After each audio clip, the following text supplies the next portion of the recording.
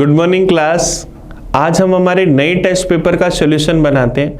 हमारा जो test form number है वो हमारे पास क्या है 025801। ये हमारे पास 2025 का CGL का पहला टेस्ट पेपर है। तो सबसे पहले आप लोगों को हैप्पी न्यू ईयर। आप लोगों का नया साल स्टार्ट हो चुका है। नया साल आपके लिए खूब सारी खुशियाँ लेकर आए, आपको सिलेक्शन तक लेकर जाए। तो चलिए आज के पेपर को स्टार्ट करते हैं अपन आज के पेपर के पहले क्वेश्चन से। ये हमारे पास CGL एग्जाम की टेस्ट सीरीज है जिसमें मैथ्स के टोटल 25 क्वेश्चंस आते हैं। तो इन 25 क्वेश्चंस का अपन एनालाइज करते हैं आज का पहला क्वेश्चन स्टार्ट। पहला क्वेश्चन ये रहा हमारी स्क्रीन पर। The volume of solid sphere is 4500 pi centimetre cube, then the surface area of solid sphere. हमें दे रखा है हमारे पास एक ठोस गोले का आयतन है 4500 पाई। गोले का वॉल्यूम क्या होता है 4/3 पाई आर क्यूब। इसकी वैल्यू हमें दे रखी है 4500 पाई। तो हमें यहां से बताना है क्या उसका टोटल सरफेस एरिया।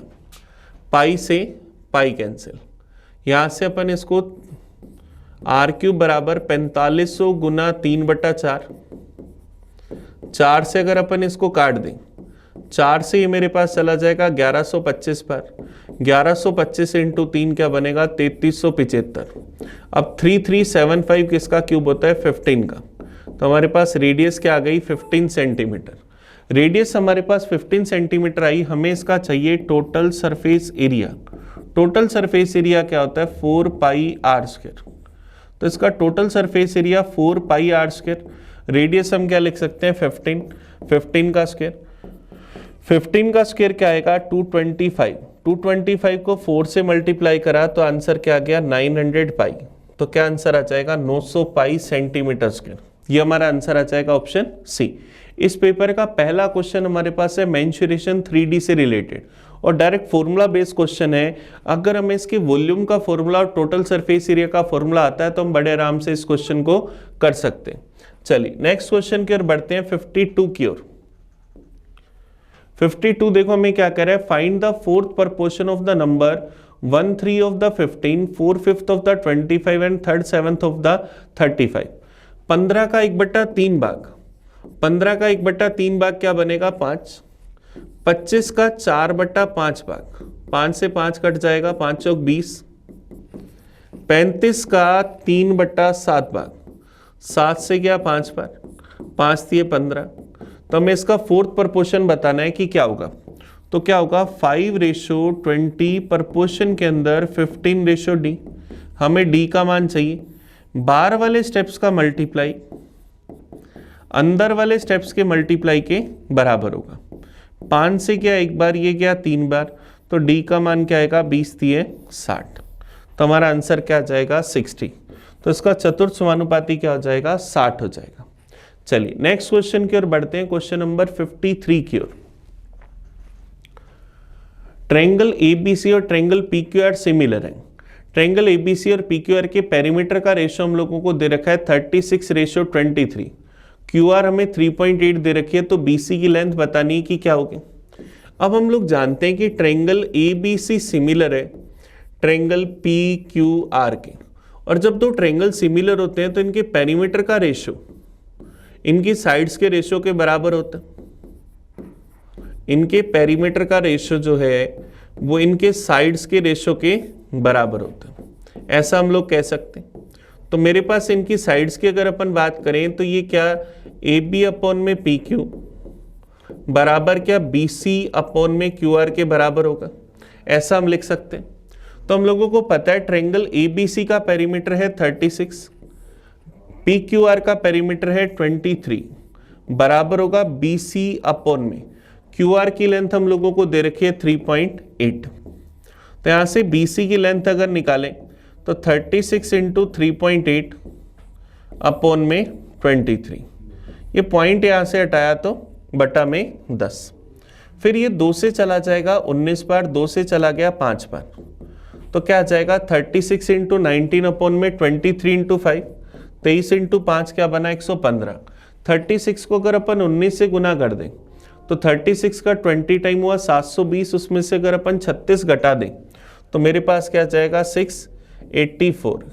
684 में 115 का भाग देते, 684 के अंदर 115 का भाग दे, सबसे पहले भाग चला जाएगा 5 पर, 575। तो हमारे पास क्या बच जाएगा 109। तो क्या आ जाएगा 5 से ही 109 अपॉन में 115। तो ये हमारे पास आंसर क्या आ गया ऑप्शन सी। ऑप्शन सी हमारे पास 53 का आंसर आ जाएगा। ये हमारे पास सिमिलरिटी से समरूपता से रिलेटेड क्वेश्चन है।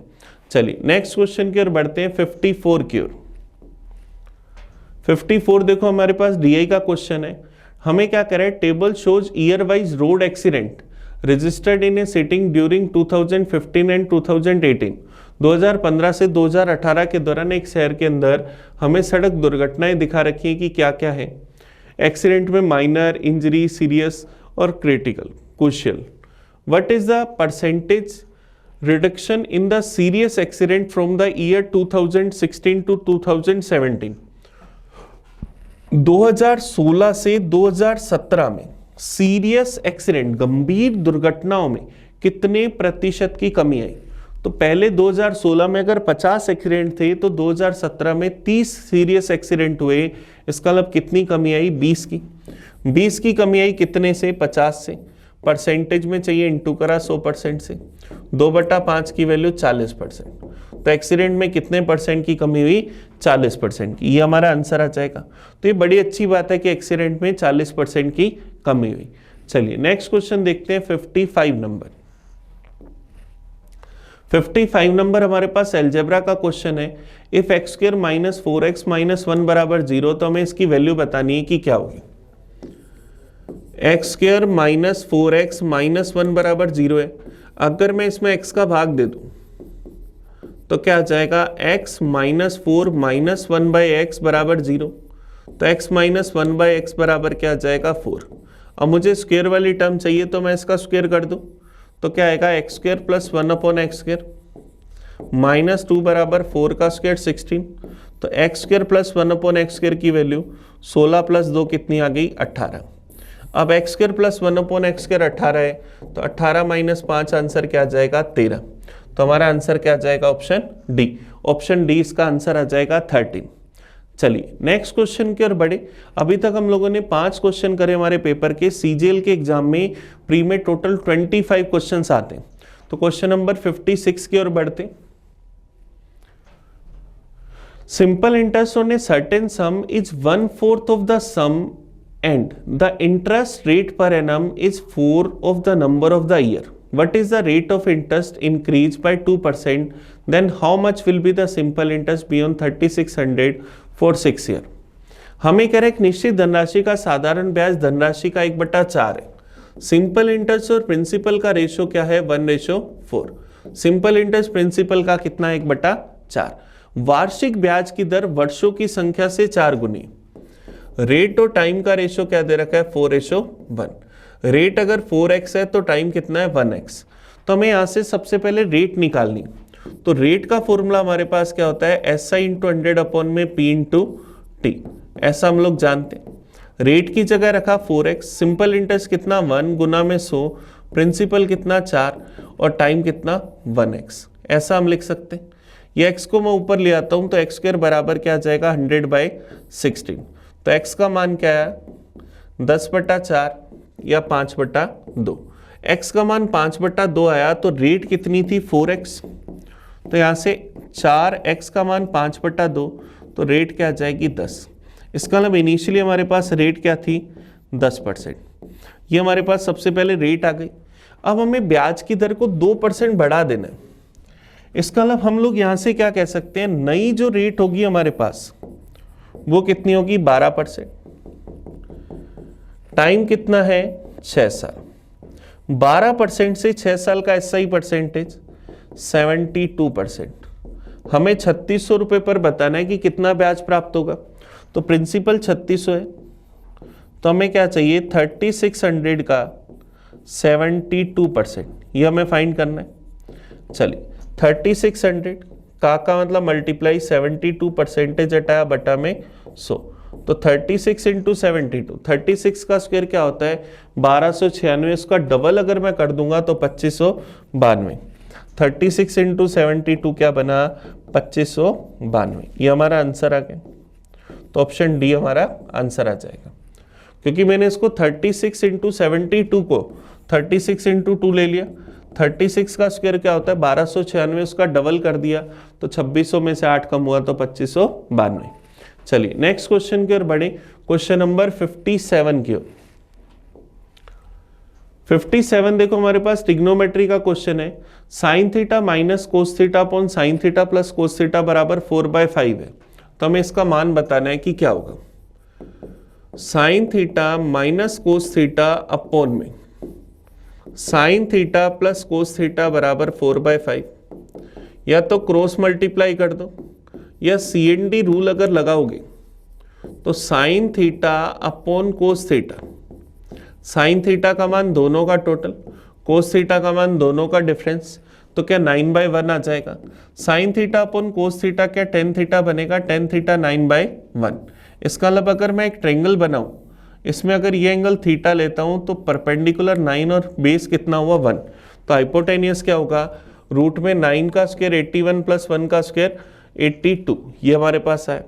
हमें वैल्यू क्या बतानी है, कोसेक स्क्वायर थीटा अपॉन में 2 माइनस कोसेक स्क्वायर थीटा। अब कोसेक थीटा क्या होगा, hypotenuse upon perpendicular root 82 upon 9, तो स्क्वायर अगर मैं कर दूंगा तो मेरे पास क्या आ जाएगा 82 अपॉन में 9 का स्क्वायर 81 अपॉन में 2 माइनस 82 अपॉन 81, तो ये क्या बनेगा 82 अपॉन में 81 का डबल 162 माइनस 82, तो 82 अपॉन 80, 2 से काट दो तो 41/40, 41/40, तो ऑप्शन क्या आ जाएगा सी, ऑप्शन सी इसका आंसर आ जाएगा। हमें इससे मिलते जुलते दो ऑप्शन दे रखे हैं, बी भी दे रखा और सी भी दे रखा है।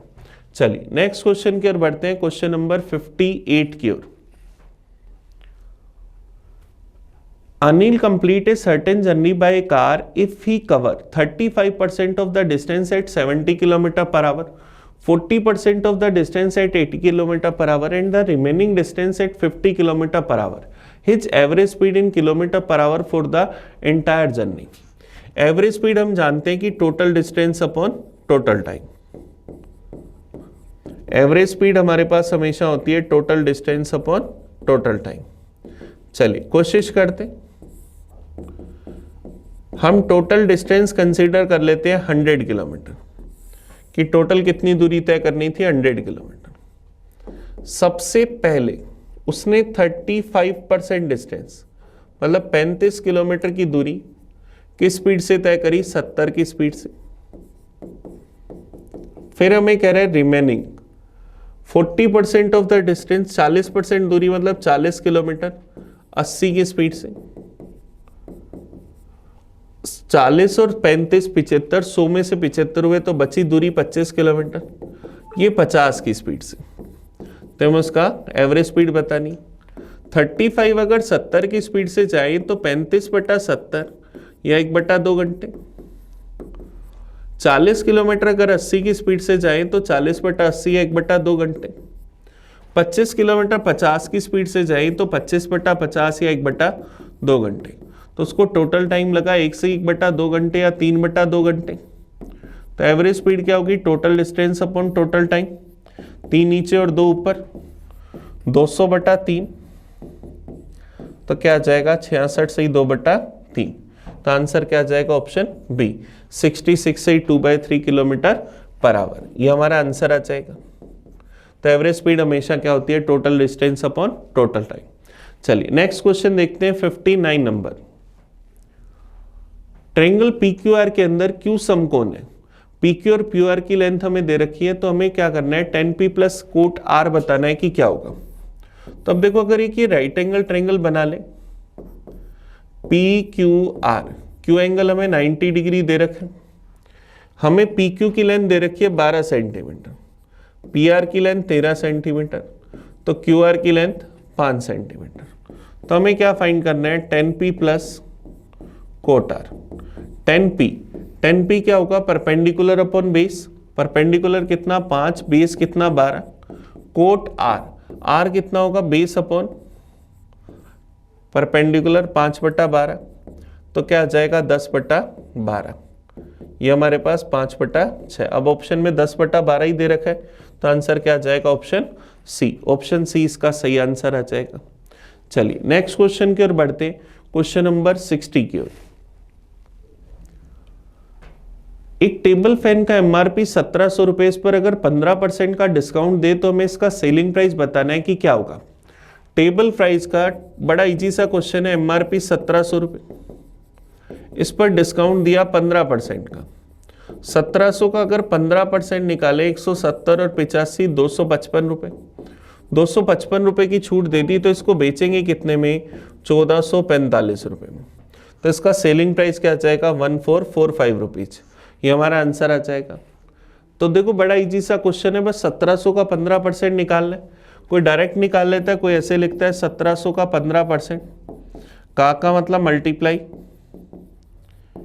15% हटाएगा बटा में 100, 15 से 17 को गुना करेगा, 15 गुना 15 225 होता है, और उसमें 30 ऐड कर दोगे तो 255, और नहीं तो गुना करके देख लो। चलिए नेक्स्ट क्वेश्चन की ओर बढ़े, 61 की ओर। A tradesman mark his good 25% above the cost price, allows his customer a discount of 12% on the bill.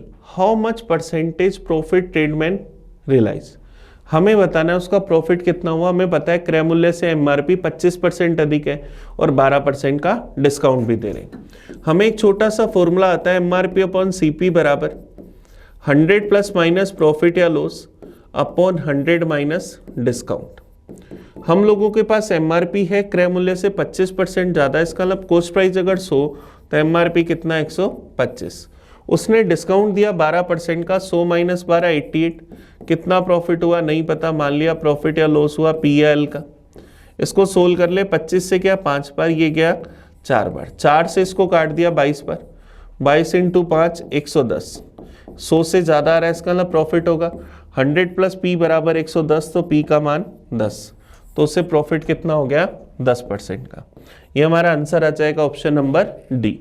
चलिए नेक्स्ट क्वेश्चन की ओर बढ़ेंगे, प्रॉफिट लॉस का क्वेश्चन है, क्वेश्चन नंबर 62 की ओर चलते। यदि 7 से पूर्णांक n को भाग दिया जाता है तो रिमाइंडर 2 बचता है, तो 7 से अगर 9n को भाग दे तो रिमाइंडर बताना है कि क्या होगा। हमें कह रहा है कि किसी नंबर को अगर हमने 7 से भाग दिया तो रिमाइंडर 2 बचा। अब इस नंबर के 9 गुना को अगर हम 7 से भाग दें तो हमें रिमाइंडर बताना है कि क्या होगा। डिवीजर 1 और डिवीजर 2 सेम है, डिवीजर 1 और डिवीजर 2 सेम है, इसका मतलब अपने पास कंडीशन फुलफिल हो रही है कि पूरा पूरा भाग जाएगा। अब नया रिमाइंडर अगर निकालना है तो पहले वाले नंबर को हमने 9 गुना करा, तो आप भी पहला जो रिमाइंडर था 2 उसको 9 गुना कर दो और उसमें 7 का भाग दे दो। ये अब किसी रीजन से कट रहा है तो मैं इसको दोबारा से लिख देता हूं। किसी नंबर में 7 का भाग दे रहे, हमारा शेषफल आ रहा है 2। इसी नंबर के 9 गुना को 7 से भाग दें तो नया रिमाइंडर बताना है कि क्या होगा। डिवीजर 1 में डिवीजर 2 का पूरा पूरा भाग जा रहा है, कंडीशन फुलफिल हो रही है। सबसे पहले ये कंडीशन फुलफिल होनी चाहिए कि डिवीजर 2 या तो डिवीजर 1 का फैक्टर होना चाहिए, डिवीजर 1 में डिवीजर 2 का पूरा पूरा भाग जाना चाहिए। अब मैंने नंबर को कितने गुना करा? 9 गुना। जैसा हम नंबर के साथ करते हैं वैसे ही हम रिमाइंडर के साथ करते हैं। हम 2 को 9 गुना करते हैं और इसमें 7 का भाग दे दें। 9 दूनी 18, 18 में 7 का भाग दो, 7 दूनी 14, रिमाइंडर क्या बच जाएगा? 4। तो हमारा आंसर क्या आ जाएगा? शेषफल क्या होगा? 4 होगा। ये हमारा आंसर है। चलिए नेक्स्ट क्वेश्चन देखते हैं, 63 नंबर। 63 देखो हमारे पास डीए का क्वेश्चन है। हमें क्या कह रहा है? The table given below shows the number of the drink ABCD manufactured in 1000 by company over the year. हमें 2019 से 2022 तक अलग अलग तरह की ये जो ड्रिंक होती है उसको बोलते हैं पेय पदार्थ, जैसे कोल्ड ड्रिंक हुआ, कुछ भी। ABCD अलग अलग तरह की ड्रिंक हमें दे रखी है, तो हमें बताना क्या है 2019 से 2022 तक किस वातित पेय की निर्माण जो संख्या थी वो सबसे अधिकतम थी। 2019 से 2022 तक सबसे ज्यादा किस ड्रिंक को बनाया गया। तो अब देखो 2019 से 22 तक चारों को ही चेक करना है, चारों ही ऑप्शन में। अगर अपन यहाँ पर देखें तो ये सारी वैल्यू 100 प्लस आ रही है, ये भी 100 प्लस आ रही है, लेकिन ये ज़्यादातर वैल्यू 200 प्लस और ये सारी वैल्यू 200 प्लस। तो ए के जो मान है वो सबसे ज़्यादा आ रहे हैं, 250, 200, 260, 275, तो आंसर क्या आ जाएगा ए। तो हमें क्या करें हैं, What drink has the highest manufacturing number from 2019 to 2020? Answer क्या जाएगा ऑप्शन ए, क्योंकि इसके पास सबसे ज्यादा वैल्यू है, बाकी सबकी ड्रिंक्स की मैन्युफैक्चरिंग सबसे कम है, तो ऑप्शन ए आंसर आ गया। चलिए नेक्स्ट क्वेश्चन की ओर बढ़ते हैं, 64 की ओर। व्रत की सबसे बड़ी जीवा क्या है? देखो व्रत की सबसे बड़ी जीवा सर्किल के सेंटर से पास होती है, तो ये इसका क्या होता है, डायमीटर, व्यास। व्रत की सबसे बड़ी जीवा क्या होती है, व्रत का व्यास होता है, डायमीटर होता है। चलिए नेक्स्ट क्वेश्चन देखते हैं, 65। एक निश्चित धनराशि पर 9% वार्षिक की दर से 2 साल के साधारण ब्याज और चक्रवृद्धि ब्याज का अंतर 162 रुपीज है, तो हमें प्रिंसिपल बताना है कि क्या होगा। 2 साल के CISI के डिफरेंस का छोटा सा फॉर्मूला होता है D बराबर P इंटू R अपॉन 100 की पावर 2।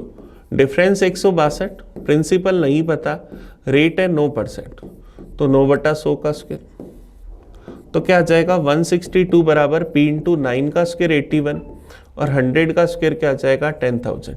81 से गया 2 बार, P की वैल्यू 10,000 इंटू 2 20,000 रुपये, तो प्रिंसिपल कितना आ जाएगा 20,000। आंसर क्या आ जाएगा ऑप्शन सी। आप चाहते तो ये भी देख सकते थे कि 9% से 2 साल का SI परसेंटेज बनेगा 18%, CI परसेंटेज बनेगा 18.81%, दोनों का डिफरेंस 0.81% का, इसकी वैल्यू 162 रुपीज के बराबर। यहां से हम प्रिंसिपल निकालते तो 100% की वैल्यू निकाल लेते, तो आंसर क्या आ जाता ऑप्शन सी, 20,000 रुपये। चलिए नेक्स्ट क्वेश्चन की ओर बढ़े, 66 की ओर। हमें कह रहा है 2 circle touches each other externally at point c. PQ is the direct common tangent to both the circle touching the circle at point P and Q if the radius of the circles are 36 and 16, then the length of PQ।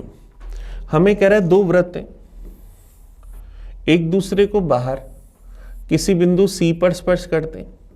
एक हमारे पास इनकी direct common tangent है जो दोनों circle को P और Q बिंदु पर स्पर्श करती है, तो हमें इस PQ की लेंथ बतानी है कि क्या होगी। हमें पता है कि इसकी रेडियस अगर R1 है और इसकी रेडियस R2, तो PQ की लेंथ हमने बहुत पहले ही फॉर्मूला बना रखा है, क्या होती है 2 रूट में R1 R2। तो एक की रेडियस हमारे पास क्या है 36, दूसरे की 16। 36 में से 12 आएगा 6, 16 में से 12 आएगा 4, 6 चौक 24 इंटू 2 48, तो इसकी लेंथ क्या आ जाएगी 48 सेंटीमीटर, ऑप्शन सी। तो PQ जो हमारे पास डायरेक्ट कॉमन टेंजेंट है, इसकी लेंथ क्या आ जाएगी 48 सेंटीमीटर, क्योंकि हमारे पास एक की रेडियस 36 है और दूसरे की 16। चलिए नेक्स्ट क्वेश्चन की ओर बढ़ते हैं, क्वेश्चन नंबर 67। एक वृत्त की जीवाएं AB और CD वृत्त के अंदर बिंदु F पर काटती हैं। हमें कुछ लेंस दे रखी हैं, तो हमें बताना है कि इनमें से बड़े रेखाखंड की लंबाई क्या होगी। अब देखिए, अगर अपन सबसे पहले एक सर्किल बनाए, ये हमारे पास एक सर्किल बनाया, इसके अंदर अगर हम 2 जीवाएं बना लें,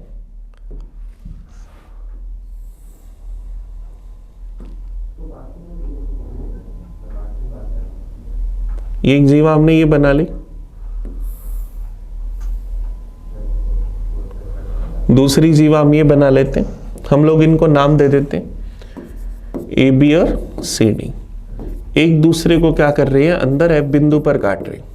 तो हम लोगों को छोटी सी थ्योरम पता है कि FA इंटू FB बराबर FC into FD, FA into FB बराबर FC इंटू FD। हमें AF की लेंथ दे रखी है 2.4 सेंटीमीटर, BF की लेंथ दे रखी है 1.8, CD की लेंथ है पूरे की 5.7। तो हमें क्या करना है, CF और DF में से बड़े की लंबाई बतानी है कि क्या होगी। एक की लेंथ हम x मान लेते हैं, तो दूसरे की क्या जाएगी 5.7 माइनस x, ऐसा हम लिख सकते हैं। तो हम क्या लिखेंगे 2.4 इंटू 1.8 बराबर, एक की लेंथ x है, एक की लेंथ 5.7 माइनस x है। चलिए इनको मल्टीप्लाई करते हैं। 24 को अगर अपन 18 से गुना कर दें तो 240, 480, 480 में से अगर 48 घटा दें तो 432, तो 4.32 5.7x माइनस में एक्स स्क्वायर। इस टर्म को अगर इधर ले आए तो एक्स स्क्वायर माइनस में 5.7x प्लस में 4.32 बराबर 0। ये एक हमारे पास क्वाड्रेटिक इक्वेशन बन गई। अब हमें इसे 5.7 के ऐसे दो टुकड़े चाहिए जिसका टोटल तो 5.7 और मल्टीप्लाई 4.32 हो। एक बार पॉइंट को इग्नोर कर दो, कैलकुलेशन करते वक्त पॉइंट भूल जाओ। 57 के ऐसे दो टुकड़े चाहिए जिसका टोटल माइनस का 57 हो और मल्टीप्लाई प्लस का 432 हो, तो दोनों टुकड़े माइनस के बनेंगे। 50 और 7 सोचें तो 350। अगर 48 और 9 सोचें तो दोनों का मल्टीप्लाई बन रहा है 432 और ये दोनों टुकड़े भी बन रहे हैं, तो माइनस का 4.8 और माइनस का 0.9, ये दो टुकड़े हमने सोच ली। तो x की वैल्यू चाहिए तो इन दोनों के साइन चेंज कर दें और एक्स स्क्वायर के साथ जो वैल्यू उसका भाग दे दें, तो दोनों ही टुकड़े पॉसिबल है। तो बड़े वाले टुकड़े की लेंथ 4.8 और छोटे वाले की 0.9। हमें इसमें से बड़े रेखाखंड की लंबाई बतानी है, तो आंसर क्या आ जाएगा 4.8। ऑप्शन बी हमारा आंसर आ जाएगा। अगर हम इस इक्वेशन को नहीं सोल्व कर पाते तो थोड़ा हमारे लिए टिपिकल होता। इस इक्वेशन को सोल्व करने के लिए हम श्रीधराचार्य फॉर्मूला भी लगा सकते थे, लेकिन वो भी कई लोगों के लिए सोल्व करना मुश्किल रहता है।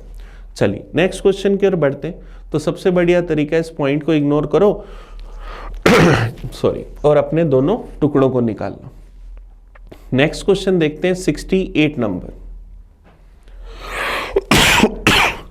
सॉरी भाई, हमें दे रखा है था algebraic expression is equal to, ये हमारे पास बीजीय व्यंजक है, हमें ये बताना है कि किसके बराबर होगा। एक्सप्रेशन हम लोगों को दे रखा है 4x square minus y square plus 6y minus 9। अगर मैं इसको ऐसा लिख दूं 4x स्क्वायर माइनस में y square minus 6y plus 9, तो इसको तो अगर मैं लिख दूं 2x का होल स्क्वायर और इसको अगर मैं बना दूं y माइनस 3 का होल स्क्वायर, तो ए स्क्वायर माइनस बी स्क्वायर का फॉर्मूला ए प्लस बी इंटू ए माइनस बी, तो क्या आएगा 2x प्लस वाई माइनस 3। दूसरा टुकड़ा 2x माइनस वाई प्लस 3। अब ये देख लो आपको कौन से ऑप्शन में दिख रहा है, तो 2x प्लस वाई माइनस 3 और 2x minus y plus 3, option a हमारा आंसर हो जाएगा। चलिए नेक्स्ट क्वेश्चन देखते हैं 69 number. A spent 68% of his monthly income. If A monthly income increased by 25%, his monthly saving increased by 15%, then the percentage increase in the monthly expenditure will be. हमें कह रहा है A अपनी मासिक आय का 68% खर्च करता है।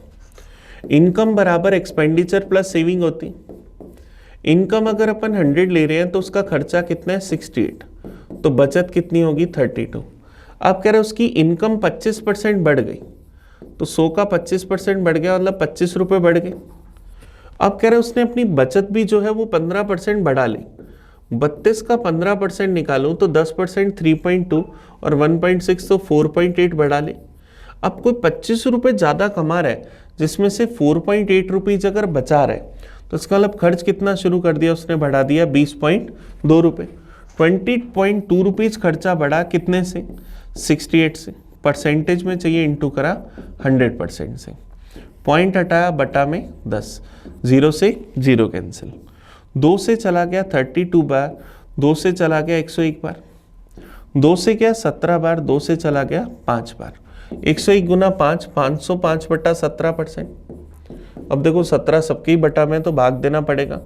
505 में 17 का भाग दे दें, 17 का भाग गया 2 बार, 17 दूना 34, बच जाएगा 16 165, फिर चला जाएगा 9 बार, क्या जाएगा 153, तो क्या बच गया 12, तो क्या जाएगा 29 से 12 बटा 17। आंसर क्या जाएगा ऑप्शन बी। 29 से 12/17% उसकी मासिक खर्चा है वो बढ़ गया। चलिए नेक्स्ट क्वेश्चन की ओर आते हैं 70 की ओर। देखो 70 हमारे पास डीआई का क्वेश्चन है। इस पेपर के अंदर हमारे पास डीआई के सिंगल क्वेश्चन आ रहे हैं। हमें हर क्वेश्चन के लिए स्पेशली नई डीआई को समझना पड़ता है, उसको पढ़ना पड़ता है और फिर उसके हिसाब से आंसर निकालना पड़ता है। चलिए क्वेश्चन देखते हैं क्या करें। The flowing pie chart shows the percentage distribution of school expenditure. एक स्कूल के खर्चे को ये पाई चार्ट है, ये एक्सपेंडिचर को रिप्रेजेंट कर रहा है। हमें बताना क्या है, if the teacher salary and rent together is 45 lakhs then find the savings. अगर टीचर्स की सैलरी 25% और रेंट 15%, टोटल मिलाकर कितना हुआ 40%, 40% की वैल्यू 45 लाख है, तो हमें क्या करना है, उनकी बचत बतानी है। हमें किसकी वैल्यू बतानी है, बचत की। तो सेविंग्स हमारे पास कितनी है 18%, तो अपन यहां से सेविंग्स निकाल लेते हैं। हमें पता है 45 लाख की वैल्यू 40%, वैल्यू हमें चाहिए 18% की, परसेंटेज से परसेंटेज गया। अगर अपन इसको सोल्व करें, 2 से गया 9 बार, 2 से गया 20 बार, 5 से चला जाएगा 4 बार, 5 से चला गया 9 बार, 9 इंटू 9 81/4 लाख। 81 में अगर अपन 4 का भाग देते तो 20 लाख, ऊपर 1 लाख में 4 का भाग दूं तो मेरे पास क्या जाएगा 25,000, तो क्या जाएगा 20,25,000, ये उसका खर्चा आ जाएगा। तो ऑप्शन क्या जाएगा, ऑप्शन डी, 20,25,000 उसका एक्सपेंडिचर आ गया। 81 लाख में 4 का भाग देना है, तो हम इसको क्या लिख सकते थे, 20 से 1/4 लाख, तो 20 लाख 1/4 लाख को अगर रुपीज में बदला तो 25,000, तो 20,25,000 सही आंसर आ गया। चलिए नेक्स्ट क्वेश्चन देखते हैं, 71 नंबर। 10a का मान 1/2, 10b का मान 1/3, तो a प्लस बी बताना है कि किसके बराबर होगा। अगर हम एक छोटा सा फॉर्मूला लिखें, 10a प्लस बी बराबर 10a प्लस 10b अपॉन में 1 माइनस 10a 10b, ऐसा हम लिख सकते हैं। 10a का मान 1/2, 10b का मान 1/3 अपॉन में 1 माइनस 1/2 इंटू 1/3, तो ऊपर तो क्या जाएगा 5/6, नीचे आएगा 1 माइनस 1/6, तो ये भी 5/6, 5/6 अपॉन 5/6 क्या बनेगा 1। इसका मतलब हमारे पास 10a प्लस बी की वैल्यू 1 के बराबर आ गई। इसका मतलब 10 45 डिग्री, ए कितने डिग्री पर होता है 45 डिग्री पर, तो a प्लस बी का मान क्या है 45 डिग्री। ये हमारा आंसर आ जाएगा ऑप्शन डी, ऑप्शन डी इसका सही आंसर आ जाएगा। चलिए नेक्स्ट क्वेश्चन देखते हैं, 72 नंबर। A man sell a good at 5% profit, if he had sold it at 10% profit he would have received 175 more. What is the selling price of goods? हमें बताना है कि एक व्यक्ति किसी वस्तु को 5% लाभ पर बेचता है। कॉस्ट प्राइस अगर हमने 100% कंसीडर करा, 5% प्रॉफिट पर बेचता है, तो सेलिंग प्राइस कितना होगा 105%। अब कह रहा अगर इसे 10% लाभ पर बेचा होता, इसे 10% प्रॉफिट पर बेचे, तो सेलिंग प्राइस हमारे पास क्या जाएगा 110%, ऐसा हम यहाँ पर कह सकते हैं। तो उसे 175 रुपये अधिक प्राप्त होते, तो यहाँ से 5% की वैल्यू किसके बराबर आती 175 रुपीज़ के बराबर। हमें पता है कि पहले 105% मिल रहे थे, अब 110% मिल रहे, तो पहले से कितना अधिक प्राप्त हो रहा है 5%। 5% की वैल्यू किसके बराबर 175 रुपये के बराबर, और हमें वस्तु का सेलिंग प्राइस बताना है, तो हमें 105% की वैल्यू चाहिए, तो 175 रुपये की वैल्यू 5%, वैल्यू हमें चाहिए 105% की। परसेंटेज से परसेंटेज गया, 5 से गया 21 पर, 175 को 21 से गुना कर दें, 1750, 3500 और 3675 रुपये। तो आंसर क्या जाएगा ऑप्शन सी, ऑप्शन सी हमारे पास इसका आंसर आ जाएगा। तो वस्तु का सेलिंग प्राइस 3675। अब देखो हमें सेलिंग प्राइस बताना है, तो इनिशियली सेलिंग प्राइस बताएंगे, क्योंकि कह रहे से अगर 10% लाभ पर बेचा होता तो ऐसा होता, तो अभी इनिशियल सेलिंग प्राइस तो क्या 105%, हमेशा ओरिजिनल वैल्यू बताते हैं। चलिए नेक्स्ट क्वेश्चन की ओर बढ़ते हैं, 73 की ओर। x की वैल्यू हमें दे रखी है, तो हमें इसका मान बताना है कि क्या होगा। अब देखो x की वैल्यू हमारे पास है √6 - 1 की पावर 1/3, तो यहां से हम x³ का मान क्या √6 - 1 लिख सकते हैं। हमें क्या बताना है x - 1/x का होल क्यूब प्लस के अंदर 3x - 1/x, इसका हमारे पास फॉर्मूला होता है, ये हमारे पास क्या होता है x³ - 1/x³, तो हमें क्या x cube minus 1 upon x cube की वैल्यू चाहिए। तो एक्स क्यूब का मान तो क्या है, √6 माइनस 1, माइनस में 1 अपॉन √6 माइनस 1। इसका रेशनलाइजेशन अगर कर दें तो इसे √6 प्लस 1 से ऊपर नीचे गुना कर दें, तो हमारे पास क्या आएगा, √6 माइनस 1 माइनस के अंदर √6 प्लस 1 अपॉन में a plus b a minus b क्या हो जाएगा, a square minus b square. √6 का स्क्वायर 6 माइनस 1 5। तो मेरे पास अगर मैं इसका एलसीएम ले लूँ तो क्या आ जाएगा, 5√6 माइनस में 5 माइनस में √6 माइनस में 1। तो 5√6 माइनस √6 क्या बनेगा, 4√6 माइनस में 6 अपॉन 5। तो आंसर क्या आ जाएगा, 4√6 माइनस 6 अपॉन 5। आंसर क्या आ जाएगा, ऑप्शन बी। 73 का आंसर क्या आ जाएगा, ऑप्शन बी आ जाएगा। चलिए नेक्स्ट क्वेश्चन देखते हैं, 74 नंबर। एक्स एक काम को 14 डेज में कर सकता है, वाई इसी काम को 28 डेज में और जेड इसी काम को 42 डेज में कर सकते हैं। तो एक्स वाई जेड अगर साथ मिलकर काम करें तो ये काम कितने दिन में पूरा कर सकेंगे, ये हमें फाइंड करना है। हमें दे रखा है एक्स एक काम को 14 डेज में कर सकता है, वाई इसी काम को 28 डेज में कर सकता है और जेड इसी काम को 42 डेज में कर सकता है। हमें बताना है ये तीनों मिलकर इस काम को कितने समय में करेंगे। तो सबसे पहला काम हम लोगों को यहां से निकालना है टोटल वर्क। तो टोटल वर्क क्या आएगा, 84। तो x की एफिशिएंसी 6, y की एफिशिएंसी 3 और z की एफिशिएंसी 2। तो तीनों की टोटल एफिशिएंसी 11। तीनों इस काम को कितने टाइम में करेंगे, टोटल वर्क अपॉन एफिशिएंसी 84/11। 11 का भाग दो तो भाग गया 7 बार 77, बच जाएगा 7/11। तो 7 से ही 7/11 दिन में इस काम को कर देंगे। तो आंसर क्या आ जाएगा, ऑप्शन बी। ऑप्शन बी 74 का सही आंसर आ जाएगा। नेक्स्ट देखते हैं 75 number. In what ratio wheat at ₹23 per kg should be mixed with the wheat 14 rupees per kg so that the selling the mixture 20 rupees per kg is profit of 25%। 20 रुपए पर KG की दर से बेचने पर 25% का लाभ होना चाहिए। तो सबसे पहले मिक्सचर का कॉस्ट प्राइस निकाल लें। सेलिंग प्राइस अगर 20 रुपए, प्रॉफिट हो रहा है, सेलिंग प्राइस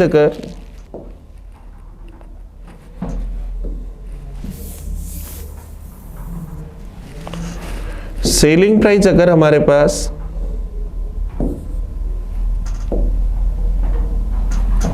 एक सेकेंड में, सेलिंग प्राइस अगर हमारे पास 20 रुपए है, प्रॉफिट हो रहा है 25% का, तो सबसे पहले कॉस्ट प्राइस निकाल। 25% 1/4, कॉस्ट प्राइस 4, प्रॉफिट 1 का, सेलिंग प्राइस 5। 5 की वैल्यू 20 रुपए तो 1 की वैल्यू 4 रुपए, तो 4 की वैल्यू 16 रुपए। इसका मतलब मिक्सचर का रेट क्या बनाना है, 16 रुपए। तो अब एलिगेशन लगा सकते हैं। पहले का रेट है 23 रुपीज पर केजी, दूसरे का रेट है 14 रुपीज पर केजी और मिक्सचर का रेट है 16 रुपीज पर केजी। एलिगेशन लगा दिया, 16 माइनस 14 2 और 23 माइनस 16 क्या आ जाएगा, 7। तो हम इनको आपस में किस रेशो में मिला देंगे, 2:7 में। ये हमारा आंसर आ गया। चलिए, तो आज के पूरे हमने 25 क्वेश्चंस का एनालाइज करा। आप इस वीडियो को बड़े अच्छे से देखना। आपको कहीं भी कोई डाउट हो, कोई प्रॉब्लम हो तो आप मुझे कमेंट करके बताना, मैं आपको उसका सॉल्यूशन प्रोवाइड करूंगा। तो मिलेंगे नए पेपर में नए सॉल्यूशन के साथ। तो नए साल का आगाज हो चुका है, तो नए साल में पढ़ाई का भी हमें नया आगाज करना है ताकि हम बढ़िया अच्छे से पढ़ सकें। तो चलिए मिलते हैं अगले पेपर में अगले सॉल्यूशन के साथ। तब तक थैंक यू। मैं आपका अपना प्रिंस।